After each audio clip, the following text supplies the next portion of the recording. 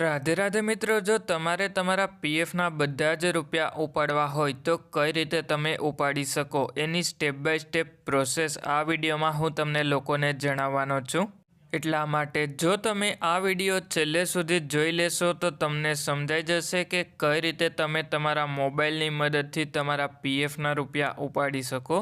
એટલે એના માટે સૌથી પહેલાં તો તમારે તમારા મોબાઈલમાં ક્રોમ બ્રાઉઝરમાં ઈપીએફઓ કરીને સર્ચ કરી લેવાનું.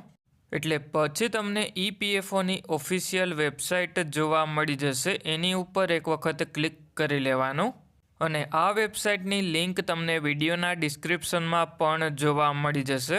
અને પછી તમારે online claims member account transfer ઉપર એક વખત ક્લિક કરી લેવાનું છે. એટલે પછી તમને મોબાઈલમાં એલર્ટ જોવા મળી જશે. એને આ સિમ્બોલ ઉપર ક્લિક કરી અને બેક કરી લેવાનું અને પછી તમારે નીચેની તરફમાં તમારો 12 આંકડાનો યુએએન નંબર એન્ટર કરી લેવાનો અને પછી નીચેની તરફમાં તમારે તમારો પીએફનો પાસવર્ડ જે પણ સેટ કરેલો હોય એ એન્ટર કરી અને પછી નીચેની તરફમાં સાઇન ઇન ઉપર ક્લિક કરી લેવાનું. એટલે પછી તમારા મોબાઈલ નંબર ઉપર એક ઓટીપી આવી જશે. એ ઓટીપી તમારે એન્ટર કરી અને સબમિટ કરી લેવાનો. એટલા માટે હવે આપણા મોબાઈલ નંબર ઉપર જે પણ ઓટીપી આવ્યો એ ઓટીપી આપણે એન્ટર કરી લઈએ. એટલે હવે હું 882723 કરીને જે ઓટીપી આવ્યો એ એન્ટર કરી અને સબમિટ કરી લઉં. એટલે પછી તમે તમારા પીએફ એકાઉન્ટમાં લોગિન થઈ જશો. એના પછી ઉપરની તરફમાં આ 3 લાઇન ઉપર ક્લિક કરી લેવાનું અને પછી મેનેજ ઉપર ક્લિક કરી અને કેવાયસી ઉપર ક્લિક કરી લેવાનું. અને સૌથી પહેલાં તમારે એ જોઈ લેવાનું કે બેંકની અને પાન કાર્ડની કેવાયસી તમારી થઈ ગઈ કે બાકી છે. કારણ કે બેંકની કેવાયસી તો તમારે ફરજિયાત કરવી જ પડે અને જો તમારે 50,000થી વધારે પીએફના રૂપિયા ઉપાડવાના હોય તો પાન કાર્ડની કેવાયસી પણ કરી લેવાની. અને કેવાયસી કરવા માટે જે વિડીયો બનાવેલો છે એની લિંક પણ આ વિડીયોના ડિસ્ક્રિપ્શનમાં જોવા મળી જશે. એટલે હવે પીએફના બધા જ રૂપિયા ઉપાડવા માટે નીચેની તરફમાં ઓનલાઈન સર્વિસીસ ઉપર ક્લિક કરી અને ક્લેમ ઉપર ક્લિક કરી લેવાનું અને પછી તમે જે પણ બેંકની કેવાયસી પીએફ એકાઉન્ટમાં કરેલી હોય એ બેંક એકાઉન્ટ નંબર તમારે એન્ટર કરવાનો. એટલા માટે હવે આપણે જે બેંકની કેવાયસી કરેલી છે એ બેંક એકાઉન્ટ નંબર એન્ટર કરી અને વેરીફાઈ ઉપર ક્લિક કરી લઈએ. એટલે પછી આપણે ટર્મ્સ એન્ડ કન્ડિશન જોવા મળી જશે. એટલે પછી તમારે ટર્મ્સ એન્ડ કન્ડિશનમાં યસ ઉપર ક્લિક કરી લેવાનું. એટલે પછી તમારો બેંક એકાઉન્ટ નંબર વેરીફાઈ થઈ જશે અને એની બાજુમાં તમને રાઇટનો સિમ્બોલ જોવા મળી જશે.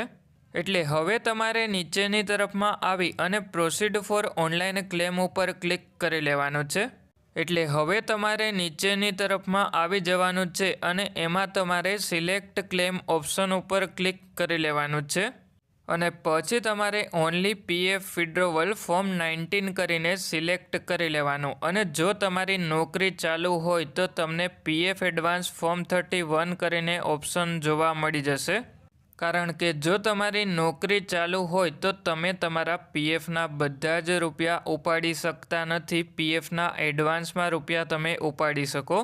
અને જો તમે નોકરી છોડી દીધી હોય તો પણ ઓનલી પીએફ વિડ્રોવલવાળો ઓપ્શન તમને જોવા ના મળતો હોય તો તમારે એક્ઝિટ ડેટ અપડેટ કરી લેવાની.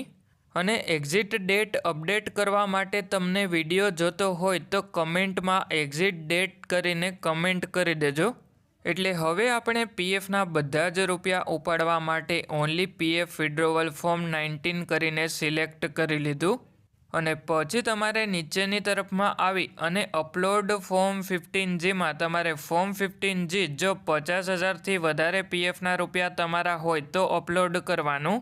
અને પછી નીચેની તરફમાં તમારે એડ્રેસમાં સૌથી પહેલાં તો લોકાલિટી અને પછી સ્ટ્રીટ એન્ટર કરી અને પછી નીચેની તરફમાં સિલેક્ટ સ્ટેટ ઉપર ક્લિક કરી અને રાજ્ય સિલેક્ટ કરી લેવાનું. અને પછી તમારે સિલેક્ટ ડિસ્ટ્રિક્ટ ઉપર ક્લિક કરી અને જિલ્લો સિલેક્ટ કરી અને પછી નીચેની તરફમાં સિટી અને 6 ડિજિટ પિનકોડ એન્ટર કરી અને પછી નીચેની તરફમાં ગેટ મોબાઈલ ઓટીપી ઉપર ક્લિક કરી લેવાનું.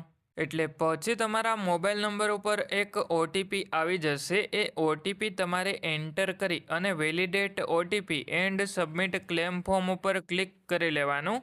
એટલે પછી તમારું ક્લેમ ફોર્મ પોર્ટલ ઉપર સબમિટ થઈ જશે અને પછી થોડાક દિવસની અંદર જ તમારા બેંક એકાઉન્ટમાં તમારા પીએફના રૂપિયા જમા થઈ જશે. એટલે આ રીતે તમે તમારા મોબાઈલની મદદથી તમારા બધા જ પીએફના રૂપિયા ઉપાડી શકો. જો તમારા મિત્રનું પીએફ એકાઉન્ટ હોય તો એમને પણ આ વિડીયો શેર કરી દેજો.